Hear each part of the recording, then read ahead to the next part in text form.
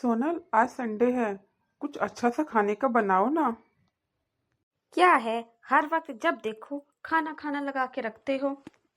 जैसे डेली बाहर से ऑर्डर करते हो वैसे ऑर्डर कर लो ना खाना।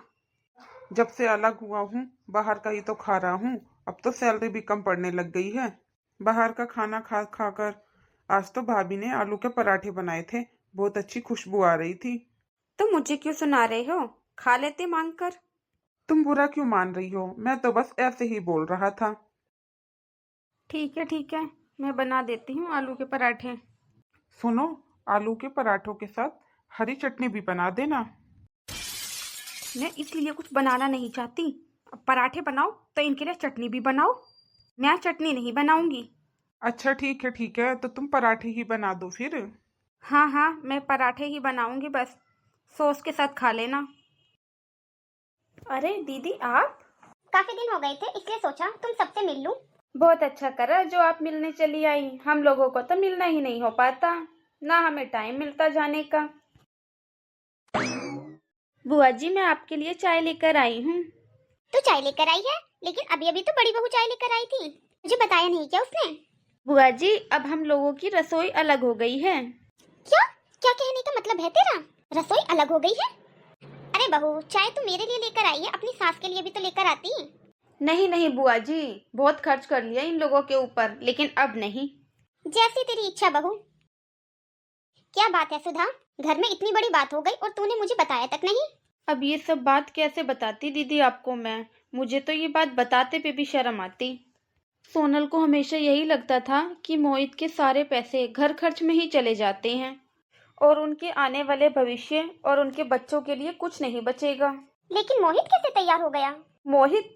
दीदी, मुझे तो लगता है मोहित पहले से ही तैयार था, बस कुछ कहता नहीं था। वो तो उस दिन सोनल ने कहा, फिर वो भी तैयार हो गया। कोई बात नहीं सुधा, तू इतनी परेशान मत हो। अभी वो इतने समझदार नहीं है।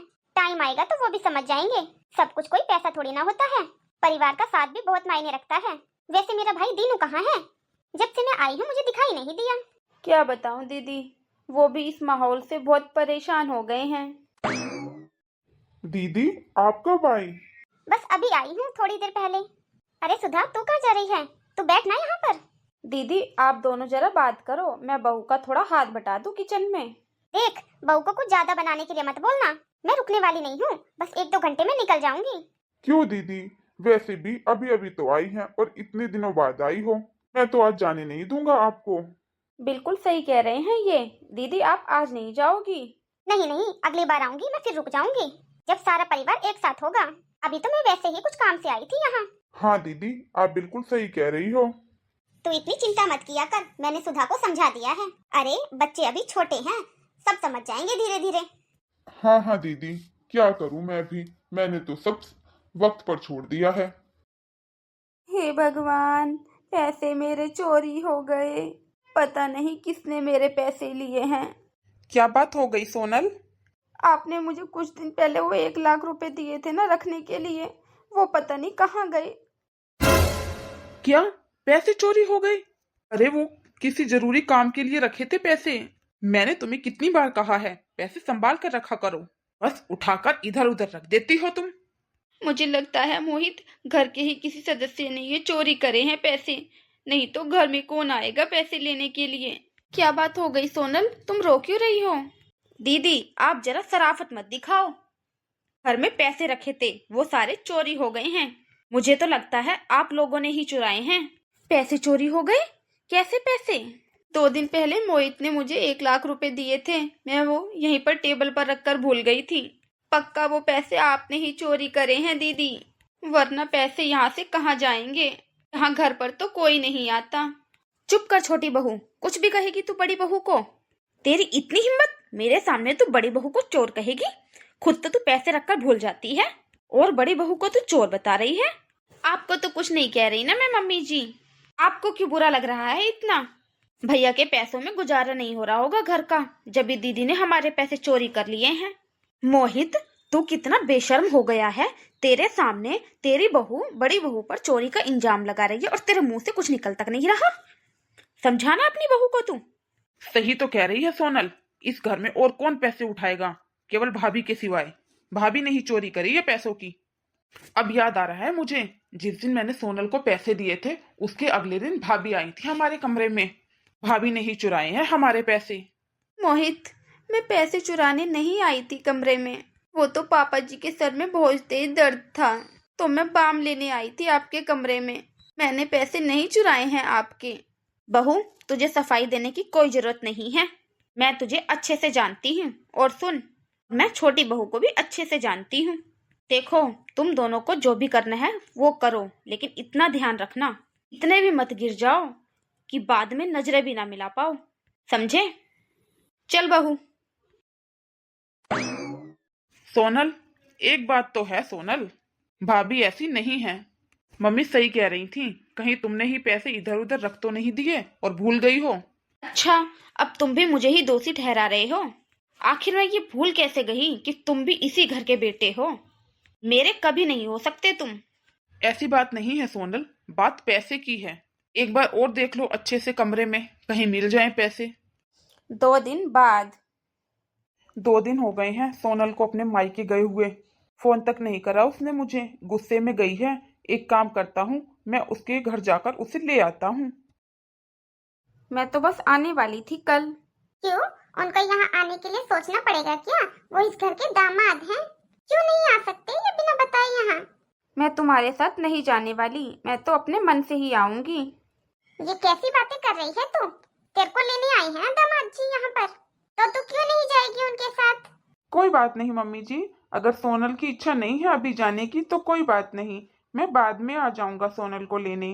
तुम मुझे फोन कर देना जब तुम्हें आना हो, मैं आ जाऊंगा तुम्हें लेने। ऐसा थोड़ी ना होता है दामाद जी। शादी के बाद लड़कियां ससुराल में ही अच्छी लगती हैं। मेरी बात सुन ले, अब तू अपने घर जाएगी, दामाद जी तेरे को लेने आए हैं। और हाँ, जब दामाद जी लेकर आएंगे ना तेरे को, तब आना, फिर रुकना यहाँ पर महीनों भर। ठीक है, मैं चली जाऊंगी। ठीक है मम्मी जी, प्रणाम। अब मैं चलता हूँ मम्मी जी। सोनल जल्दी आ जा, तैयार नहीं हुई क्या? आ रही हूँ मम्मी। अब ये पैसे कहाँ रखूं? एक काम करती हूँ, इसी ड्रॉर में डाल देती हूँ। ड्रॉर में ही डाल देती हूँ, यहाँ पर तो मम्मी भी नहीं देखेगी। इतनी देर लगा दी, कहाँ रह गई थी तुम? क्या कर रही थी? अब चलो भी। हेलो मम्मी जी, पहुंच गए हम अपने घर। दामाद जी, सोनल का फोन क्यों नहीं लग रहा है? मम्मी फोन में नेटवर्क नहीं होगा शायद। क्या हुआ, कोई बात है तो आप मुझे बता दो, मैं सोनल को बता दूंगा। वो क्या है ना दामाद जी, सोनल के कमरे में जो अलमारी है ना, उसमें 1 लाख रुपए मिले हैं मुझे। 1 लाख रुपए मम्मी जी? हो सकता है पापा जी के हों। आप एक बार पापा जी से पूछ लो, क्या पता उन्हीं के हों वो पैसे, उन्होंने रख दिए हों। नहीं नहीं दामाद जी, ऐसा नहीं हो सकता। ये कमरा तो केवल सोनल ही यूज करती है। ये सोनल का ही कमरा है, इसके कोई भी सामान में हम हाथ नहीं डालते हैं। आप एक बार सोनल से पूछ लो, क्या पता उसी ने रखे हों। ठीक है मम्मी जी। 1 लाख रुपए सोनल के पास कहाँ से आए? कहीं ये वो पैसे तो नहीं जो गायब हुए थे घर से? अभी पूछता हूँ मैं सोनल से। सोनल, सोनल। हाँ, क्या हुआ? क्यों चिल्ला रहे हो इतना? वो 1 लाख रुपए कहाँ हैं जो मैंने तुम्हें दिए थे, ये बताओ मुझे। अब कौन से 1 लाख रुपए? वो तो आपकी भाभी ने ही चुराए थे। इतनी बार कहूँ मैं? तुम झूठ बोल रही हो। अभी अभी तुम्हारी मम्मी का फोन आया था। तुम्हारे कमरे में जो वो ड्रॉर बने हुए हैं ना, उसमें 1 लाख रुपए मिले हैं तुम्हारी मम्मी को। मुझे माफ कर दो, मुझसे गलती हो गई। ऐसे देखकर मुझ में लालच आ गया था। तुम अपने स्वार्थ के लिए इतने नीचे गिर जाओगी, मुझे कभी पता नहीं था। इससे तुमने चुराए और नाम मेरी भाभी का लगा दिया। प्लीज, मैं आपके आगे हाथ जोड़ती हूँ, आप मुझे माफ कर दीजिए। ऐसी कभी गलती नहीं होगी। छी सोनल छी, मुझे तुमसे घिन आ रही है कि तुम इतना भी बुरा काम कर सकती हो। पैसे चोरी करे तुमने और नाम लगा दिया मेरी भाभी का। वाह। मैं अब सुधर गई हूँ। प्लीज आप इस बारे में अब घर वालों को मत कहिएगा। इस बारे में मैं तुमसे अब बाद में बात करूंगा। वैसे भी मुझे 1 हफ्ते के लिए अभी बाहर जाना है। हे भगवान, मैं दीदी को नीचे दिखाने के लिए ये क्या कर बैठी। अब क्या होगा? अपना ही घर बर्बाद कर बैठी। अब क्या होगा? अपना ध्यान रखना, मैं बाहर जा रहा हूँ कुछ दिनों के लिए। मम्मी जी, मोहित जी को गए हुए तो 3 दिन हो गए हैं, लेकिन मैंने अब तक सोनल को नहीं देखा। छोड़ बहू, ऐसे लोगों के बारे में बात नहीं करते। नहीं मम्मी जी, ऐसा नहीं बोलते, वो अभी छोटी है। इसमें अभी इतनी समझदारी नहीं है मम्मी जी। आप प्लीज मुझे कहिए ना, मैं उसे देख कर आऊं। पता नहीं क्यों मेरा मन बहुत घबरा रहा है मम्मी जी। तू किस मिट्टी की बनी है बहू? छोटी बहू ने तेरा कितना अपमान किया है, लेकिन तू तू अभी भी उसी के बारे में सोची जा रही है। मम्मी जी, अपनों में मान और सम्मान किस बात का? मैं जैसी भी हूँ रहूंगी तो उसकी जेठानी ही। मुझे तो माफ करने का हक है। ठीक है जा, लेकिन तेरे ससुर जी को पता लग गया ना तो बहुत गुस्सा करेंगे तेरे पे। मम्मी जी प्लीज आप पापा जी को समझा देना ना, बस अभी देख कर आ जाऊंगी। मम्मी जी जल्दी आइए, देखिए सोनल को क्या हो गया। डॉक्टर साहब, क्या सोनल को एडमिट करना पड़ेगा? नहीं नहीं, आपने बिल्कुल सही समय पर बुला लिया मुझे, वरना हो सकता है एडमिट करना पड़ता। आपकी बहू 3 महीने की प्रेग्नेंट है।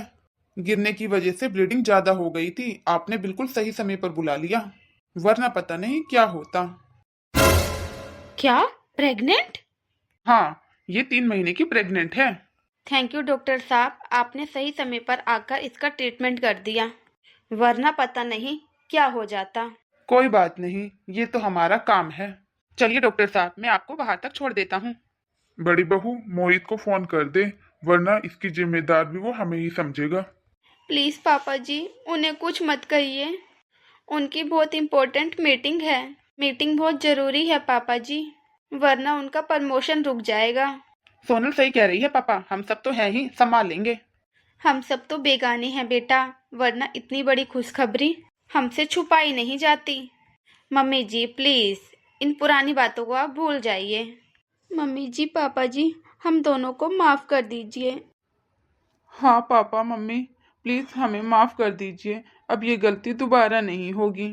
हाँ मम्मी जी, माफ कर दो, अब तो हमारे घर में एक नन्हा सा मेहमान भी आने वाला है। मोहित तू हमसे नहीं अपनी भाभी से माफी मांग। हाँ बेटा, जिसका तू गुनहगार है। प्लीज भाभी, हमें माफ कर दो।